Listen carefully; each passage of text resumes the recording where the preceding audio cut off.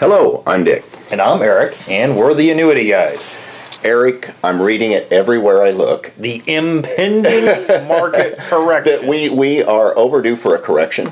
5.5 years in a bull market. In a bull market, and that the day is just right around the corner now. The saying, "Sell in May and go away." That's not even to do with just a correction. That's just a timing issue of it. But everybody that did that, they lost out on that 5%. The market went up another 5%. Yeah. So it can't be sell in May and go away. Now it's going to be the June swoon, right? Exactly. And you can't really time the market. But let's be real, folks.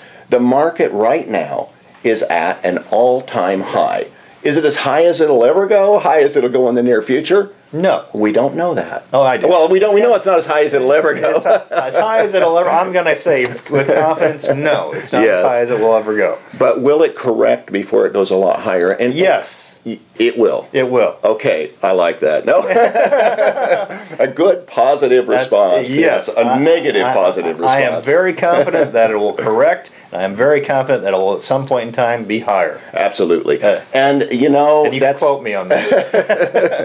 The problem with that and with that decision that all folks have to make really gets down to that timing. Of when do I make these decisions? And Eric, I think it really has a lot to do with age. Age, and in my mind, it has a lot to do with emotion. It does. Because these are your retirement dollars. They're emotional. And the question is, if you can divorce yourself from that emotion, then you can be a lot more successful with investing. Exactly. Because you look at the Warren Buffetts of the world who are able to buy more assets when the markets are falling. They buy in, exactly.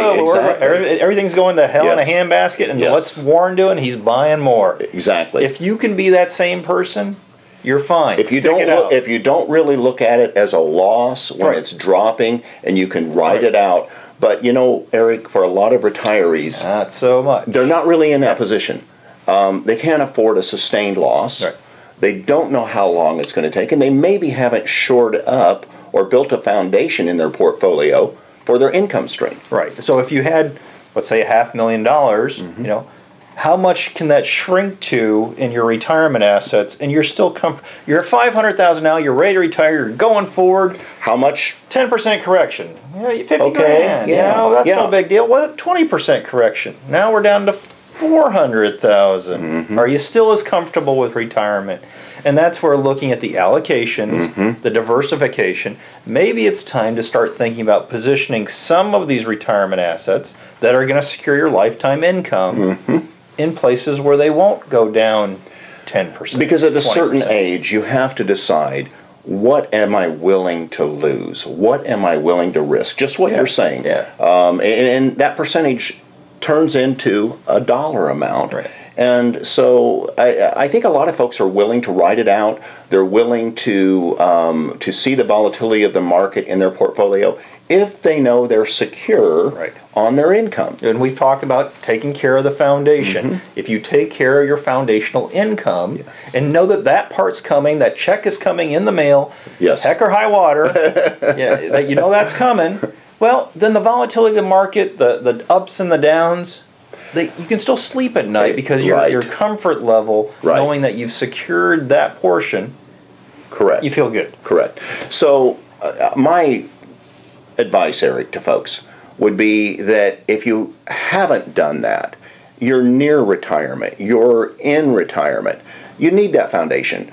You need that secure foundation, first of all, for income. You need to make sure that your income streams, including income streams from your own assets besides Social Security or pensions, at least gives you that baseline, that minimal amount of money that you need to get by come rain or shine.